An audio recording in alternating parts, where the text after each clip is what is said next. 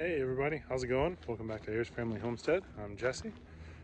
Just down here at the farm today doing a little bit of prep work. We are going to be planting this weekend, so I figured I'd show you what I'm up to today. Now, if you remember in that last video we did, I told you guys about the bed layout that we have. It's the 20 30-inch beds by 50 foot and two 48-inch beds by 50 foot. Down here prepping half of it for planting this weekend. Not the half that you see behind me. I'll get to that in just a second. So here is part half of our farm. So there's, let's see, 1, 2, 3, 4, 5 30-inch beds. Then there's a 4-foot bed, a 48-inch bed right here. And then there's another 5 30-inch beds. And it's the same over here. Not that you can tell right now. But last year was the first year that we had this plot here in production. So what I did is this side, I basically just used a broad fork and then dug a hole, and we planted 5.5 rows of potatoes, a row of corn here in the 4-foot bed, and then all that stuff over there behind me, we planted in butternut squash and watermelons. I think that's all we planted there. But then this other half, I planted a cover crop. I tilled it up, and then I planted a cover crop of sorghum Sudan grass. And that's all that mess you see laying here on the ground. So I'm getting the plot behind me prepped. We're gonna plant that this weekend. I don't know how many more times I'm gonna tell you that, but what I'm gonna do is rake up all this debris. You see all this stuff.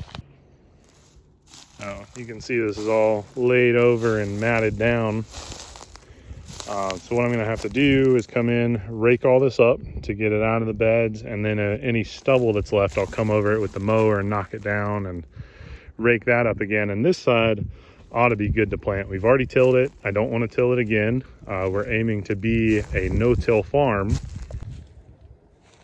So with us being a no-till farm, the idea is we'll do an initial till just to get the soil broken up, get it loose, get it usable, and we will start importing compost as we need it. You know, probably initially we'll do a couple inches of compost, and then as time goes on, we'll need less and less compost as the soil ecology builds up, as the organic matter builds up.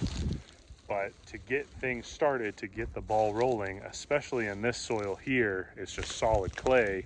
We need to get it tilled up and broken up just to loosen it up a little bit. Now, as you may have noticed, we've got plastic down in the walkways here. And the reason that's there is, again, this little plot of land is about 15-20 minutes from my house. I can't be down here every day just yet. What these are for is to keep weeds out of my walkway. Everything I can do to cut down on weeding, you know, because weeding is not what pays you, it's the harvesting and selling of everything. So if I can spend more time harvesting and selling, I'd much rather do that than I would weeding. So that's what this plastic's down here in the walkways for. We're gonna leave some of these beds uncovered for fast, quick growing crops, stuff that's gonna outcompete weeds. And then in this 4-foot bed, and there's another 4-foot bed right over there, I'm gonna take and spread down more landscape fabric and just cut out the holes that I need, and that'll be for lettuces. So we're gonna do 4-foot by 50-foot of lettuce through here, and 4-foot by 50-foot of lettuce up through there. And that weed match, just like I said, gonna save us from having to spend a whole bunch of time weeding, and we'll just be able to harvest stuff and get out of here.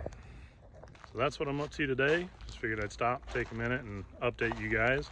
We are going to be down here tomorrow planting and putting up that critter fence that I was telling you guys about in the last video too. We'll get that filmed, and I hope you guys have a great day. I'll talk to you tomorrow. Bye.